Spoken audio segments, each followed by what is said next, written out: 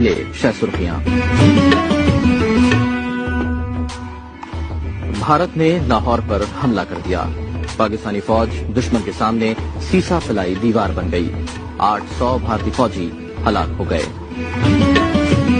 صدر مملکت ایوب خان نے ریڈیو پر قوم سے خطاب میں کہا ہے کہ بھارت کو سبق سکھانے کا وقت آ چکا ہے۔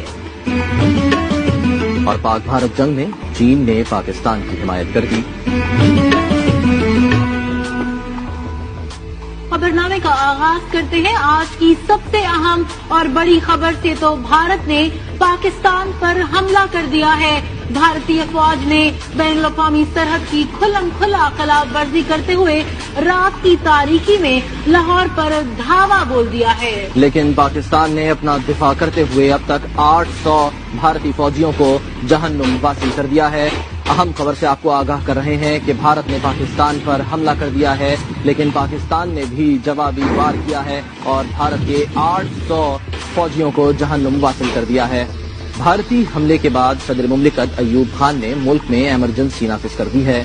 انہوں نے ریڈیو پر قوم سے خطاب بھی کیا ہے۔ خطاب میں ان کا کہنا تھا کہ بھارت کو سبق سکھانے کا وقت آ چکا ہے۔ میرے عزیز ہم وطنوں، السلام علیکم۔ 10 کروڑ پاکستانیوں کے امتحان کا وقت آ پہنچا ہے۔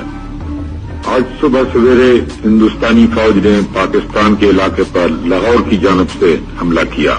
ہندوستانی حکمران شاید ابھی نہیں جانتے کہ انہوں نے کس قوم کو للکارا ہے۔ پاکستان کے 10 کروڑ عوام اس وقت تک چین سے نہیں بیٹھیں گے جب تک دشمن کی توپیں ہمیشہ کے لیے خاموش نہ ہو جائے۔ جنگ شروع ہو چکی ہے۔ دشمن کو فنا کرنے کے لیے ہمارے بہادر فوجیوں کی پیش قدمی جاری ہے۔ میرے ہم وطنوں، آگے بڑھو اور دشمن کا مقابلہ کرو۔ خدا تمہارا حامی و ناصر ہو، آمین۔ پاکستان زندہ باد۔ اے دشمن دی تو نے کس قوم